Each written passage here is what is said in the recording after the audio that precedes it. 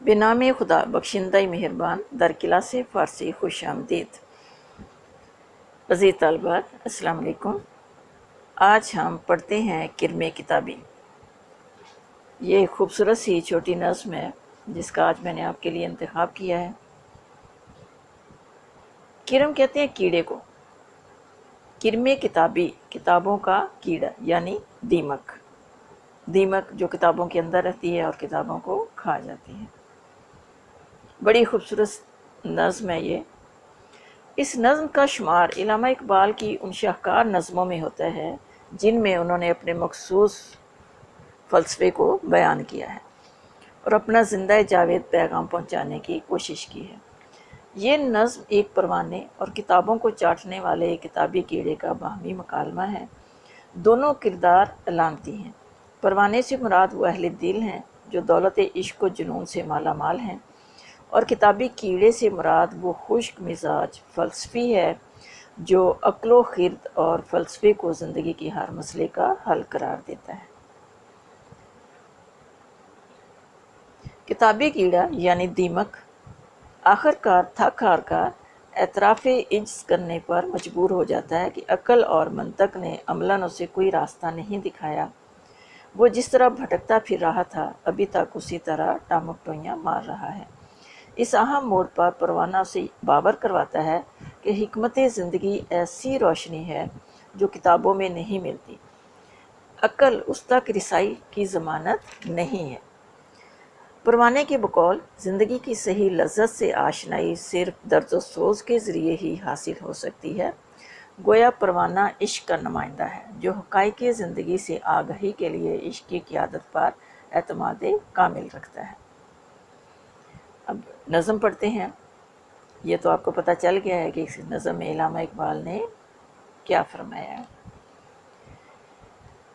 فارسی متن سنیے نظم کا۔ شنیدم شبی در کتب خانہ من بے پروانے می گفت کرم کتابی بے اراق سینہ نشیمن گرفتم بسی دیدم از نسخہ فاریابی نو فہمیدم حکمت زندگی را ہمان تیرے روزم سے بھی یافتابی نیکو گفت پروانہ نیم سوزی کہ ان نکتے را در کتابی نیابی تپش می کن زندے تر زندگی را تپش می دہد بالوں پر زندگی را۔ اب اس کا ترجمہ نوٹ کریں۔ پہلا شعر ہے۔ نظم کا عنوان ہے کرم کتابی کتابوں کا کیڑا یعنی دیمک۔ پہلا شعر ہے۔ شنیدم شبی در کتب خانہ من بے پروانے می گفت کرم کتابی۔ اب اس کے مشکل الفاظ آپ نوٹ کریں۔ شنیدم میں نے سنا، شبی ایک رات، شب کہتے ہیں رات کو، یہ اس میں یا وحدت ہے۔ شبی ایک رات، در میں، کتب خانہ لائبریری، بے پروانے پروانے سے، کرم کہتے ہیں کیڑے کو، کرم کتابی کتابی کیڑا یعنی دیمک۔ اب اس کا ترجمہ نوٹ کریں۔ ایک رات میں نے اپنے کتب خانے میں کتابی کیڑے کو پروانے سے یہ کہتے ہوئے سنا۔ ایک رات میں نے اپنے کتب خانے میں کتابی کیڑے کو پروانے سے یہ کہتے ہوئے سنا۔ دوسرا شعر ہے۔ بے اراق سینہ نشیمن گرفتم بسی دیدم از نسخہ فاریابی۔ مشکل الفاظ کے معنی نوٹ کریں۔ اوراق برق کی جمع ہے، صفات، سینہ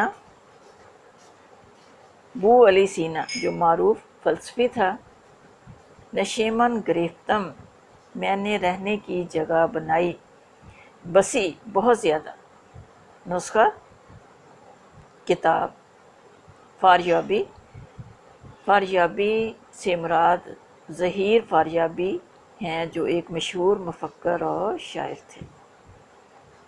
اب اس کا ترجمہ نوٹ کریں۔ میں نے بو علی سینہ کی کتابوں میں اپنے رہنے کے لیے جگہ بنائے رکھی اور میں نے مدتوں ظہیر فاریابی کی کتابوں کو دیکھا ہے۔ میں نے بو علی سینا کی کتابوں میں اپنے رہنے کے لیے جگہ بنائے رکھی، اور میں نے مدتوں ظہیر فاریابی کی کتابوں کو دیکھا ہے۔ شعر نمبر 3۔ نافہمیدیم حکمت زندگی را ہمان تیر روزم زیبی یافتابی۔ نافہمیدیم میں نہیں سمجھا ہوں، حکمت فلسفہ، دانائی حقیقت، ہمان وہی، تیرے تاریک، تیرے روزم سیاہ بخت بد نصیب، بی آفتابی بغیر سورج کے، بغیر روشنی کے۔ ترجمہ نوٹ کریں آپ اس کا۔ میں پھر بھی زندگی کی حقیقت کو نہیں سمجھ سکا ہوں، میں پھر بھی زندگی کی حقیقت کو نہیں سمجھ سکا ہوں، اور اس تاریکی کے سبب ابھی بھی سیاہ بخت ہوں۔ میں پھر بھی زندگی کی حقیقت کو نہیں سمجھ سکا ہوں، اور اس تاریکی کے سبب ابھی بھی سیاہ بخت ہوں۔ شعر نمبر 4۔ نیکو گفت پروانہ نیم سوزی کہ نکتے را در کتابی نیابی۔ نیکو خوب، اچھا، اچھی بات، نیم سوزی آدھ جلا، نکتہ راز بھید، نیابی تو نہیں پائے گا۔ ترجمہ نوٹ کریں۔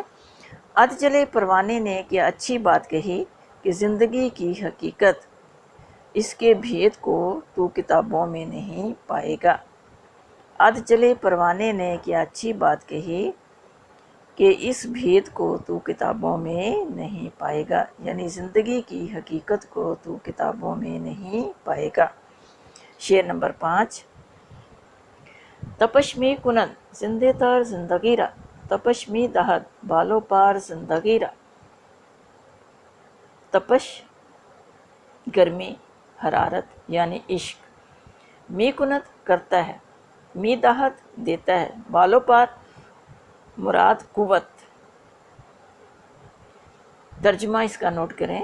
حرارت یعنی عشق زندگی کو مزید زندہ تر کرتی ہے، اور حرارت ہی زندگی کے لیے قوت دیتی ہے۔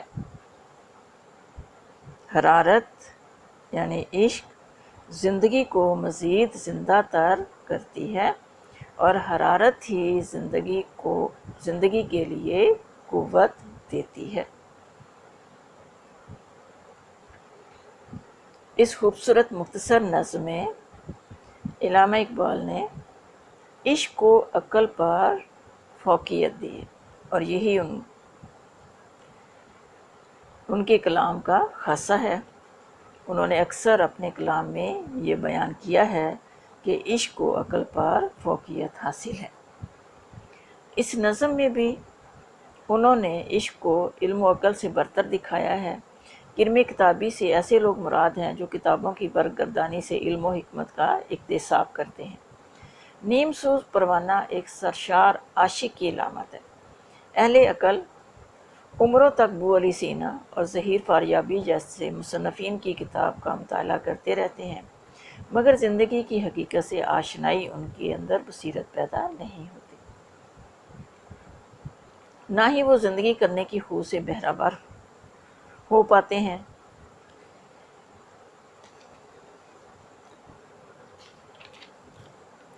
دیمک اور پروانے کی اس خیالی گفتگو سے اقبال یہ پیغام دینا چاہتے ہیں کہ محض کتابی علم اور خشک فلسفہ زندگی کے راز کو سمجھنے میں کوئی مدد نہیں دیتا۔ ایک اور جگہ فرماتے ہیں، انجام خرد ہے بے حضوری، ہے فلسفہ زندگی سے دوری۔